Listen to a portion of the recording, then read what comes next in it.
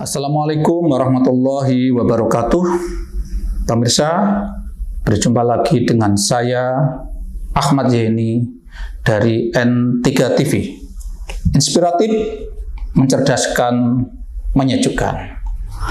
Pemirsa, untuk program kutipan kali ini saya akan mengutip dari pernyataan Ketua Umum PBNU Kiai Haji Yahya Khalil Stakuf atau yang akrab kita panggil dengan Gus Yahya, yang hal itu disampaikan pada waktu beliau menghadiri acara ngaji budaya yang diselenggarakan oleh Partai Persatuan Pembangunan atau P3 di Jakarta, tepatnya di Taman Mini Indonesia pada hari Rabu 15 Maret 2023, di mana di dalam pidato itu Gus Yahya sangat-sangat menekankan agar Islam, nilai-nilai Islam ditampilkan di tengah-tengah masyarakat dengan lebih menggunakan pendekatan yang substantif, bukan menekankan atau menonjolkan pendekatan yang formalis.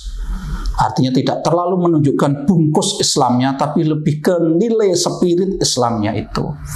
Beliau mengatakan bahwa sebetulnya Islam masuk Indonesia itu atau bumi Nusantara ini sudah lama sekali.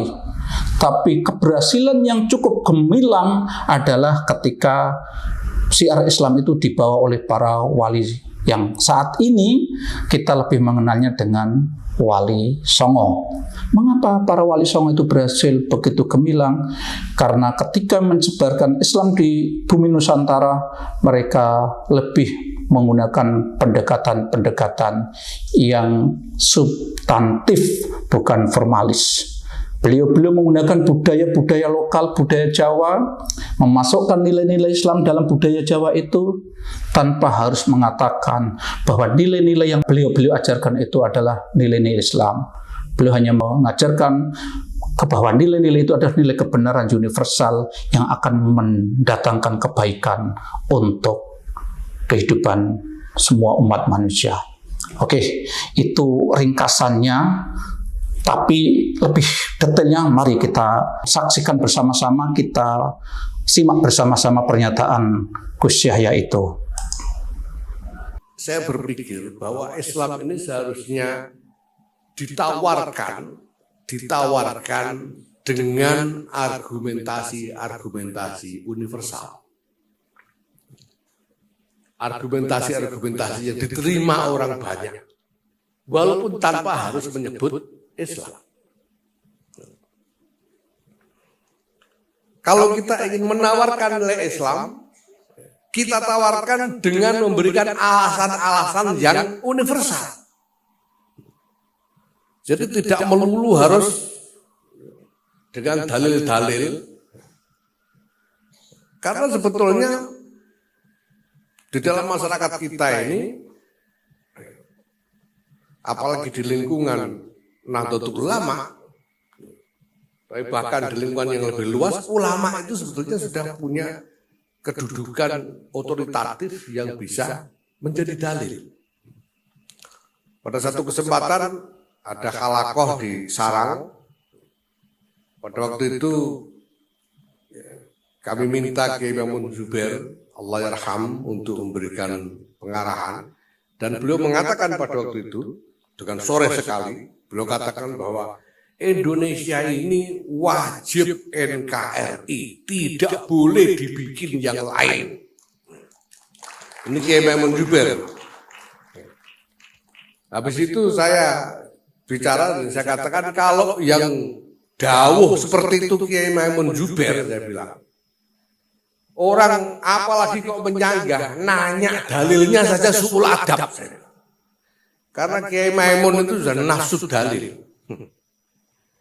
Jadi kalau dulu Kiai Muhammad Hasyim Asy'ari, Kiai Hafizullah dan lain-lain ikut mendirikan negara kesatuan Republik Indonesia, tidak usah nanya dalilnya. Ya itu dalilnya Kiai Hasyim. Karena kedudukan otoritas para ulama ini. Maka sebetulnya ulama-ulama kita ini bisa menawarkan Islam, nilai-nilai Islam ini tanpa harus dengan membuat alasan-alasan simbolis Islam itu sendiri, tapi bisa menawarkannya dalam kemasan yang universal. Apalagi partai yang tugasnya adalah ikut serta di dalam membuat regulasi-regulasi, melakukan fungsi legislasi di dalam politik. Kita harus ingat bahwa regulasi-regulasi, aturan-aturan, undang-undang ini harus tidak boleh parsial, harus imparsial. Di Indonesia ini kalau ada undang-undang, ya harus undang-undang yang diasumsikan membawakan kepentingan seluruh rakyat Indonesia. Tidak boleh ada aturan yang diasumsikan khusus untuk orang Cirebon saja, misalnya tidak boleh. Tidak boleh ada undang-undang khusus untuk NU saja, tidak boleh. Undang-undang itu harus imparsial. Nah, kita harus berpikir bagaimana kita bisa mengkontribusikan nilai-nilai Islam di dalam aturan-aturan yang imparsial itu. Karena jelas boleh. Kalau misalnya sekarang di Amerika misalnya, di California itu ada aturan melarang. Melarang itu artinya yang mengharamkan. Melarang menjual minuman soft drink itu dengan gelas 1 liter, itu dilarang. Ada aturannya itu. Jadi mengharamkan menjual Coca-Cola dengan gelas 1 liter. Kalau aturan begitu saja boleh, kenapa aturan pembatasan minuman keras misalnya tidak boleh? Saya kira wajar saja kalau kita memperjuangkan adanya aturan pembatasan peredaran minuman keras misalnya. Tapi aturan ini harus kita asumsikan sebagai aturan yang imparsial, yang memenuhi kepentingan semua orang. Maka argumentasinya kalau P3 mau memperjuangkan aturan seperti ini, argumentasinya harus universal. Tidak boleh argumentasinya ini harus ada aturan karena innamal khamru wal maisiru. Nah, itu tidak universal namanya.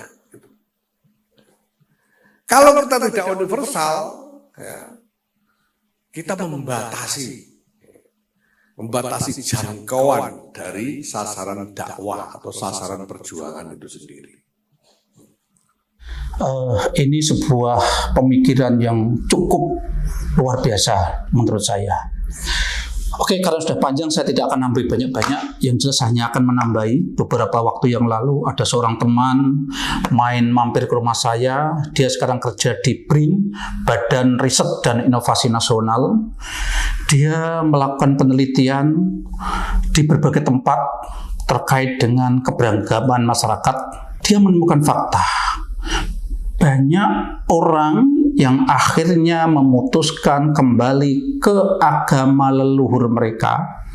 Dalam hal ini kita bisa sebut kejawen atau Islam kejawen.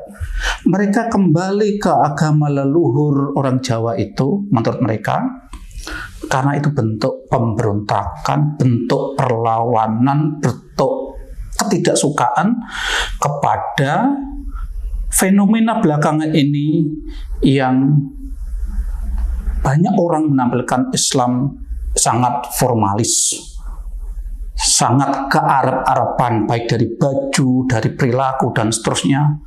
Dan mereka menganggap tidak menghargai budaya leluhur atau budaya Jawa yang sudah lama mengakar.